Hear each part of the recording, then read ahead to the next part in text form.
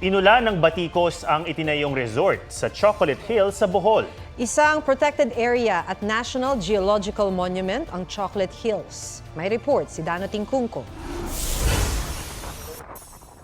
Pag sinabing Bohol, matik na naiisip ang Chocolate Hills. Local o foreign tourist man namamangha sa mga burol na idineklarang protected area at National Geological Monument noong 1997. Ang isla ng Bohol ang unang global geopark ng Pilipinas na idineklara ng UNESCO dahil sa natatanging geological identity ng isla, kasama ang world-famous Chocolate Hills.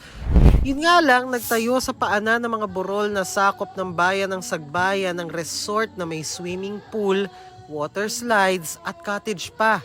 Puna ng ilang netizens, panira ito sa view ng Chocolate Hills. Sabi ng DNR, kung natituluhan ang bahagi ng Chocolate Hills bago ito ideklarang protected area noong 1997, kikilalanin at irerespeto ang karapatan at interes ng pribadong may-ari.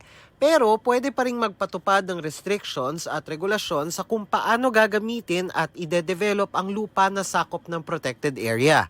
Ang mga restriction at regulasyon idedetalye sa Environmental Impact Statement bago ito isyuhan ng Environmental Compliance Certificate o ECC.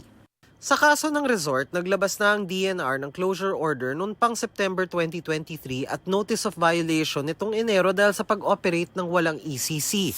Under the local government code, it's the municipal government that has the primary duty to issue the cease and desist order also and maybe a closure order. Kasi sila din ang nag-issue sa building permit and the mayor's permit. The governor sa provincial government, we can do our supervision making sure na enforce talaga ng municipal government ang batas. Iniimbestigahan na raw ng sangguniang panlalawigan ng pagpapatayo sa resort noon pang September 2023. Inirekomenda rin daw nila na rebisahin ang mga patakaran ng DNR sa pagdevelop ng Chocolate Hills area. We have already sent our recommendations and requests to the DENR to stop any construction within the protected area. We have not received any official written comments or feedback from the DENR, and so with the result of their investigation regarding the Captain's Peak Resort. Ayon naman sa Department of Tourism, hindi accredited at wala ring application for accreditation ang resort sa kagawaran. August 2023 pa raw sila nagpahayag ng pagkabahala at nakipag-ugnayan sa Kapitolyo ng Bohol kaugnay ng issue. Naghain ng resolusyon ng Senate Tourism Committee para imbestigahan ang pagtatayo ng resort. Patuloy pa rin hinihinga ng panayam at pahayag ng GMA Integrated News ang may-ari ng pamunuan ng resort. Dano Tingkungko, nagbabalita para sa GMA Integrated News.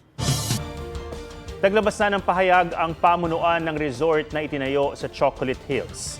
Sabi ng The Captain's Peak Garden and Resort Bohol, nalulungkot sila sa mga batikos sa pagtatayo ng resort.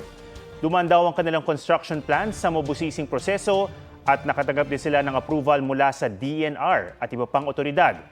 Nag-comply din daw sila sa lahat ng regulasyon at gumawa ng mga hakbang para mabawasan ang ecological footprint sa development process. Mga kapuso, alamin ang State of the Nation. Mag-subscribe sa GMA Integrated News sa YouTube. Sa ating mga kapuso abroad, samahan niyo kami sa GMA Pinoy TV at sa www.gmanews.tv.